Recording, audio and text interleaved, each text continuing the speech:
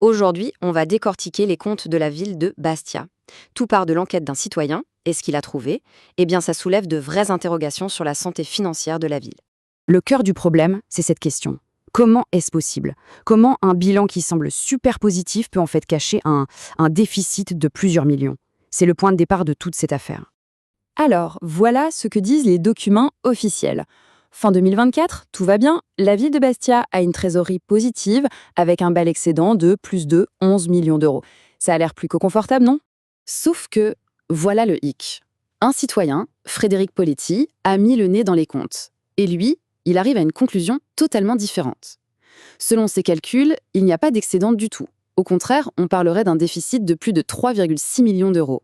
Un excédent de 11 millions d'un côté, un déficit de 3,6 millions de l'autre. Ça fait une différence de presque 15 millions d'euros. C'est énorme. Mais alors d'où ça vient? Eh bien, tout pivote autour d'une seule et unique ligne comptable. Une très très grosse somme d'argent qui vient d'une assurance. Et cette fameuse indemnité, elle est liée au cimetière d'Ondina. C'est là que le puzzle commence vraiment. Le cimetière a été endommagé, l'assurance a payé, mais c'est la façon dont cet argent a été inscrit dans les comptes qui pose un énorme problème. Donc pour faire simple, le cimetière d'Andina subit des dégâts importants. L'assurance intervient et verse à la ville une indemnité conséquente. On parle de 14,8 millions d'euros pour financer la reconstruction. Et c'est là que ça devient technique, mais c'est absolument crucial pour comprendre la suite. La question est-ce que les dégâts étaient partiels ou totaux? Pour le plaignant, c'est clair. Le cimetière n'a jamais fermé, il était juste endommagé.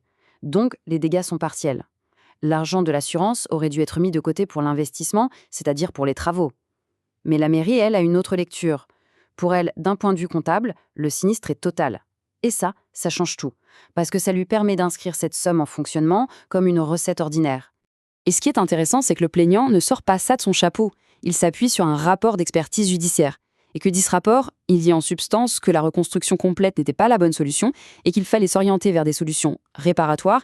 Ça semble aller complètement à l'encontre de la version de la mairie qui parle de destruction totale. La conséquence de ce choix comptable est directe. En faisant passer ces 14,8 millions d'euros pour une recette courante, ça a gonflé artificiellement la trésorerie de la ville. D'un coup, sur le papier, les finances semblaient bien meilleures que la réalité. Et bien sûr, quand on a l'impression d'avoir les caisses pleines, qu'est-ce qu'on fait? On lance de grands projets. C'est exactement ce qui s'est passé. Cette belle trésorerie affichée a permis de faire valider des dépenses vraiment massives. Et l'exemple le plus parlant, c'est sans doute celui de la rénovation du théâtre municipal. Accrochez-vous bien parce que là, on va parler de deux budgets complètement différents, présentés le même jour lors du même conseil municipal. Alors, premier temps de la valse des chiffres, le conseil municipal vote un plan de financement. Montant affiché, environ 32 millions d'euros. Mais attention, au cours de cette même séance, une autre délibération est votée. C'est l'autorisation de programme, et là, le montant n'est plus de 32 millions, mais de 42,1 millions d'euros. Hop, un écart de 10 millions d'euros qui apparaît. Ce qui rend l'affaire encore plus curieuse, c'est que 2 jours avant ce vote, le maire lui-même était à la radio et parlait bien de 32 millions tout compris, qualifiant les autres chiffres de rumeurs. Ça ajoute un peu de confusion, disons. Mais ce n'est pas tout. En plus de ce budget à géométrie variable pour le théâtre, il y a un autre dossier, un autre engagement financier très lourd, qui semble avoir échappé aux documents fournis aux élus. Alors là, on est sur un point technique, mais qui pèse très lourd. Quand les élus ont voté les comptes, ils avaient une annexe sur les engagements futurs. Le total affiché, à peine plus de 500 000 euros. Sauf qu'une autre version de ce même document, produite en justice, elle montre une ligne en plus. Un engagement de 21,5 millions d'euros pour un immeuble, le Cézanne. Le total n'est plus de 500 000 euros, mais de plus de 22 millions. Et c'est ça qui est fondamental. Ça veut dire que les élus ont donné leur feu vert pour un projet de théâtre à 42 millions d'euros sans avoir connaissance d'un autre engagement financier énorme de plus de 21 millions qui n'apparaissait nulle part dans les documents qu'on leur a fournis. Voilà, si on met tout ça bout à bout, l'indemnité d'assurance, le budget du théâtre, l'engagement caché, on comprend mieux le fond du problème. Toute l'action en justice repose sur un mot, un principe essentiel en démocratie, la transparence. Pour résumer l'argument du plaignant, c'est assez simple. Il dit qu'avec cette recette qui gonfle la trésorerie, cet écart sur le budget du théâtre et cet engagement qui n'est pas montré, eh bien, on a une image financière complètement faussée. Et à cause de ça, les élus n'avaient tout simplement pas les bonnes informations pour prendre leurs décisions.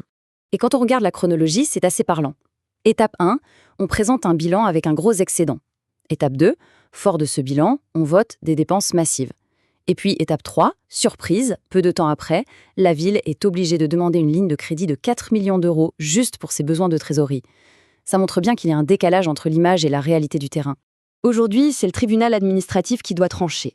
Mais au-delà des aspects purement techniques et juridiques, cette affaire pose une question bien plus large.